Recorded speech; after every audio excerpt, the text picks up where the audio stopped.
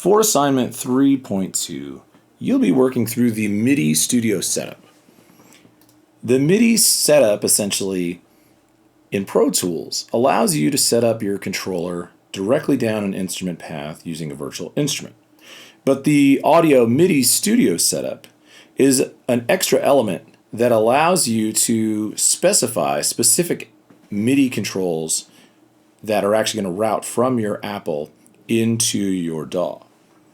To ensure optimal performance, it is important that you do not configure any of these next steps while you're performing or playing Pro Tools. From a stopped position, our first step will be to launch the Audio MIDI setup. And this can be done in two ways. It can be done either through Pro Tools or through your Finder window by going to Applications, Utility. So if I go to my Finder window, we can go at the very top, Utilities, and we'll actually see in our Utilities list the Audio MIDI setup window. But if instead we go to Pro Tools, if we go to Setup, MIDI Studio, it will open the same location. From here,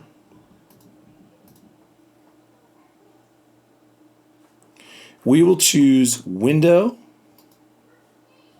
Show MIDI Studio. It should look like this. Now, for my MIDI setup, it's going to look a lot more complex than yours because I have a lot of things already connected to my MIDI Studio. But you can see here's my 88 key device that is currently connected. Here is my Crimson 2, this is my drum set. It's not connected. My Akai Pro Force, which is not connected. My 11 rack, my pad control, my Keystation 49, all of which are not connected. And some additional euphonics. You'll also notice there's a Bluetooth option for connecting. We'll pull that out of the way at the moment. Let's go take a look at this though. From this point, the Audio MIDI Studio will scan your setup to ensure that any connected devices are recognized and anything that can automatically be connected can be recognized. But we're actually going to create a custom MIDI device. In order to create a custom MIDI device, all we have to do is hit the plus icon at the top of the screen. It will then create a new external device. Now, what's great about creating a new custom external device is it doesn't actually have to be a new device. This could be specific to the device that we're using. We're going to drag the new device icon to a convenient location inside of the window, so somewhere where we can see it.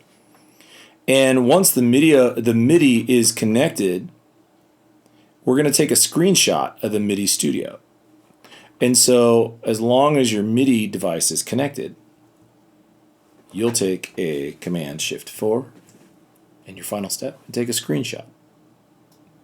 Now, the reason it's important to know where this is because if we double click on this, we can actually modify or custom name this. So I could call this Vince's MIDI.